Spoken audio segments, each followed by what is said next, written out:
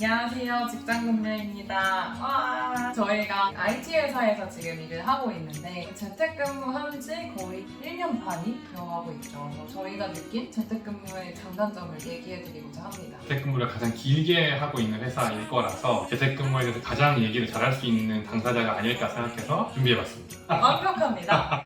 첫 번째 장점은 뭔가요? 뭐니 해도 시간 활용인 것 같습니다. 미팅을 외부로 나간다고 하면 2시간은 이동시간, 1시간은 미팅, 또 전후로 대기시간 등 걸치면 하루에 하나 외부에서 한다고 하면은 4시간, 반나절은 그냥 끝나는 그런 일정이 있었던 것 같아서 또 이동시간에 일을 처리 못한 거는 갔다 와서 야근하는 이런 게 너무너무 많았는데 그런 게 전혀 없다라고 하는 게 일단 충격적으로 시간이 세이브 되는 것 같아서 시간 활용 측면에서 너무너무 장점이 있는 시스템은 맞는 것 같아요.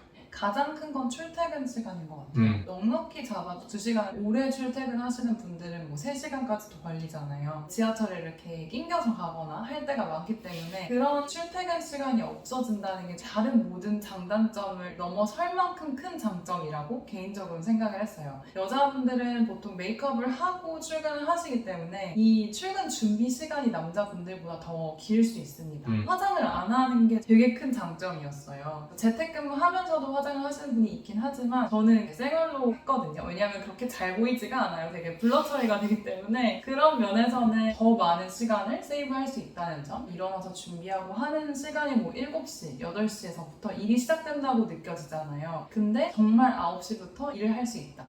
두 번째로 넘어가 볼까요? 네. 일하는 시간을 오로지 업무에 집중해서 쓸 수 있다는 점. 많은 상사분들께서 업무 효율성이 떨어질 것이다 라고 생각을 해서 재택근무를 할 수 있는 환경임에도 굳이 출근을 요구하시는 분들이 많으신 것 같아요. 그런데 왜 실리콘밸리에서는 잠옷으로 입고 회사를 출근해도 되고 수트를 입었다고 일을 잘하는 게 아니기 때문인 것 같아요. 편안한 상태에서 일을 하는 게 예를 들면 창의성도 높인다고 말하지만 업무 효율도 높이 끌어낼 수 있다고 생각을 합니다. 자기가 원하는 장소에서 원하는 시간에 원하는 복장으로 편하게 일을 하는 게 가장 업무 효율을 높이는 방법이지 않을까라는 생각이 들어요. 세 번째는 어떤 장점이 있나요? 대면할 때 들어가는 거칠애들이 있는 것 같아요. 외부 사람들을 만났을 때 명함을 어떻게 주고받는지, 또 명함을 받았을 때 책상 위에 순서대로 왼쪽부터 직급은 높으면 높은 대로 놓고 이런 것들이 있잖아요. 엘리베이터에서 만났을 때 어떤 얘기를 해야 할지, 악수는 언제 하고 이런 것들에 대해서 전혀 신경 쓸 필요가 없는 환경이라고 하는 게 대단히 에너지를 줄이는 것 같아요. 전 심지어 외향적인 사람임에도 그런 게 에너지가 안 들어가는 게 너무 좋다는 게 첫 번째인 것 같고, 필요한 의류나 헤어스타일, 아까 얘기했던 메이크업 등을 또 신경 써야 되는데 그거 다 에너지잖아요. 1년 반 동안 재택을 하면서 옷을 거의 안 샀습니다. 거기에서 오는 돈적인 세이빙도 있었고 쇼핑에 들어가는 에너지도 세이브할 수 있고 부가적인 장점이 있었을 것 같아요. 클라이언트를 만날 때 음료 배치하고 프린트도 엄청 많이 해서 그 앞에 다 세팅해놓고 이런 시간이 굉장히 많이 들어가거든요. 근데 그런 게 다 사라지니까 너무 편했고 업무에만 집중하면 되는 게 가장 좋았습니다. 연결해서 장점이 될 수 있다 생각되는 건 만나면 외향으로 편견을 가질 수 있잖아요. 피할 수는 없는 것 같아요. 예를 들면 키와 외모, 체구 이런 거에서 나오는 아우라가 있을 수 있고 아니면 불리하게 작용할 수도 있고 어려 보이시는 분들은 오프라인으로 만났을 때는 무시를 받는 경우가 많은데 패션도 뭐 어떤 가방을 들었는지 어떤 옷을 입었는지 편견을 많이 갖는 것 같아요. 근데 이게 재택근무를 하면 화면으로만 보기 때문에 상의 밑으로는 못 봅니다. 이게 화질이 뭘 판단할 만큼 좋지도 않아서 편견이 줄어드는 면에서 저는 굉장히 장점이라고 보았습니다. 반대로 이게 단점도 될 수 있을 것 같아요. 체구가 좋으시거나 키가 크시거나 이런 임팩트를 줄 수 있는 사람이라고 본인이 생각한다면 오프라인에서 충분히 발현할 수 있잖아요. 근데 만약에 자신의 외향이 유리하게 작용할 수 있는 환경에서는 좀 아쉽겠죠? 그래서 장단점이 될 수 있을 것 같다는 생각이 듭니다.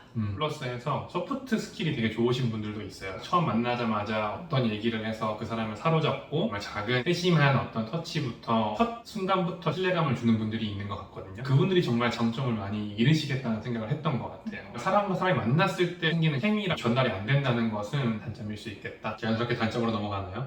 네. 그럼 재택근무의 첫 번째 단점. 너무 외로워요. 네.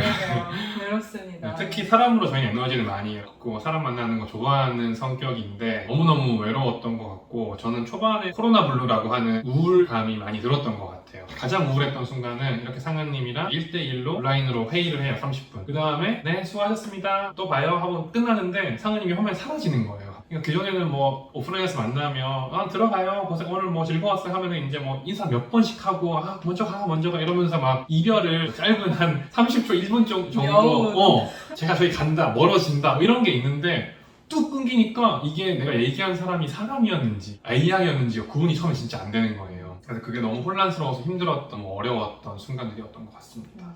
우리 정많은 요무님의 스토리입니다. 코로나 때문이기도 한 것 같아요. 그러니까 재택근무도 재택근무인데 아예 사람을 만날 수 없는 환경이어서 그랬던 게 아닌가. 만약에 저녁에 편하게 동료랑 술자리를 갖거나 저녁을 먹거나 하는 게 자유로웠다면 뭐 이렇게 크게 코로나 블루가 오진 않았을 것 같은데 저 또한 확진자 증가하고 했을 때는 정말 칩거했거든요. 그러니까 우울감이 오더라고요. 그래서 나 되게 사람 좋아하는 사람이었구나 라는 생각을 하게 됐던 계기였기도 해요. 진짜 외향적인 사람에게는 좀 불리할 수 있는 것 같은데 오히려 내향적인 사람에게는 또 이것도 장점이 될 수 있겠더라고요. 저희 같은 경우는 온오프라인이 비슷한 것 같거든요. 근데 어떤 사람들은 오프라인에 강하고 어떤 사람들은 온라인에 강하고 본인의 장점이 다르더라고요.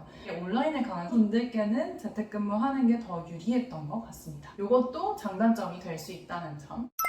두 번째, 같은 오피스에서 근무를 하면 옆에 동료가 항상 있으니까 궁금한 점이 있으면 쉽게 물어보고 할 수 있는데 재택근무를 하다 보면 또 다른 노력이 들어가는 거예요. 그 사내 메신저를 걸어서 안녕하세요? 하루 잘 보내고 계신가요? 죄송하지만 거치대가 들어가네 이거. 그렇네.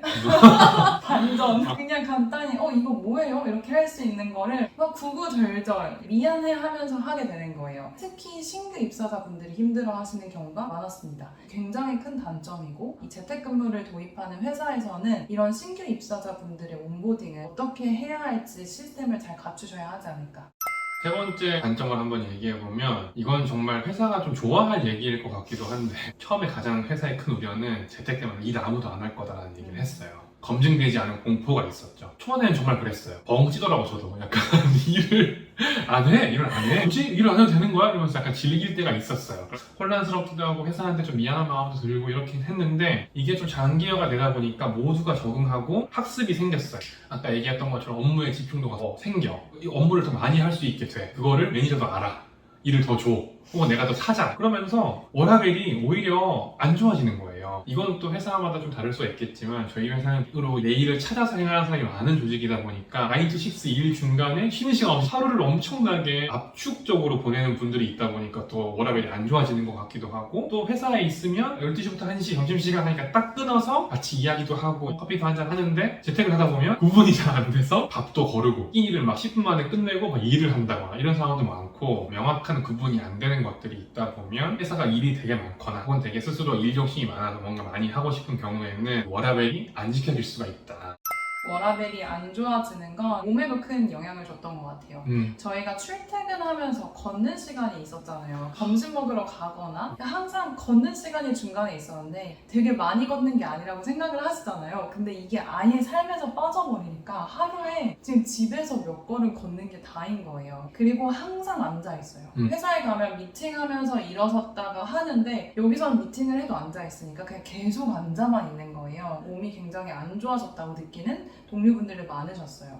저도 몸이 너무 안 좋아져서 필라테스를 생전 처음으로 시작해 본 경험도 있고 재택근무를 하게 되면 건강을 위해서는 별도의 노력이 필수적으로 필요한 것 같다는 생각이 들어요. 자연스럽게 재택근무의 팁으로 한번 넘어갈 수 있을 것 같은데 이렇게 자연스럽게. 너무 잘해. 직장 동료. 부끄러워. 이거 보면 동료들이 또 얼마나 놀릴지가. 놀리지 마. 댓글 달지 마 동료들. 겐톡 보내지 마. 회사에서 놀릴까? 네, 놀림 받고 있습니다.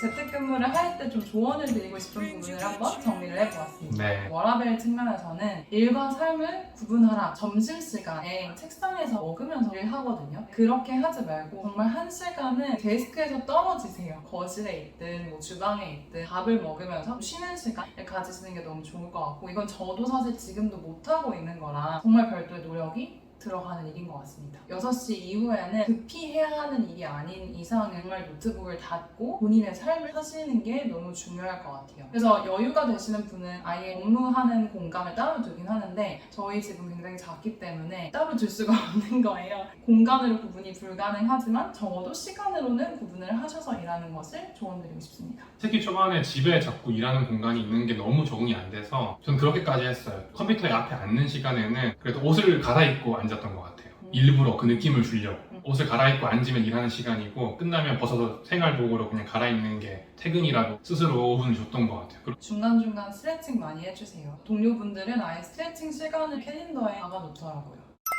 기존에 다니고 있던 분들 오프라인으로 최대한 좀 많이 만났으면 좋겠다는 얘기를 꼭.